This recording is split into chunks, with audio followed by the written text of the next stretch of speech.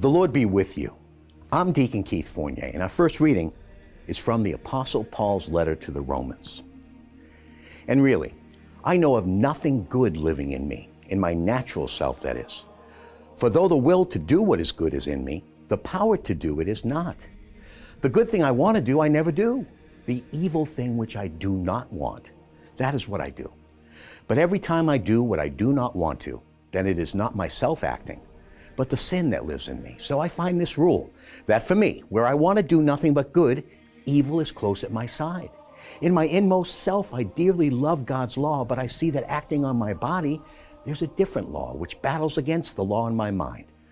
So I'm brought to be a prisoner of that law of sin which lives inside my body.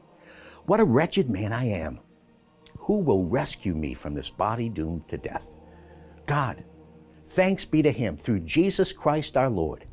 So it is that I myself with my mind obey the law of God, but in my disordered nature, I obey the law of sin. And our response is from Psalm 119. Teach me judgment and knowledge, for I rely on your commandments. You are generous and act generously. Teach me your will. Your faithful love must be my consolation as you have promised your servant. Treat me with tenderness and I shall live, for your law is my delight.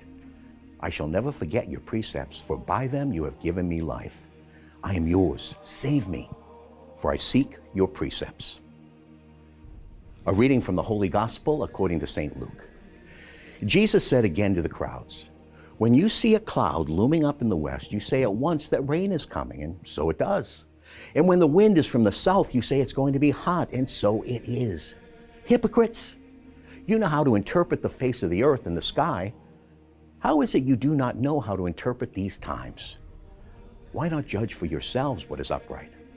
For example, when you are going to court with your opponent, make an effort to settle with him on the way, or he may drag you before the judge, and the judge hand you over to the officer, and the officer have you thrown into prison. I tell you, you will not get out till you have paid the very last penny. The Gospel of the Lord.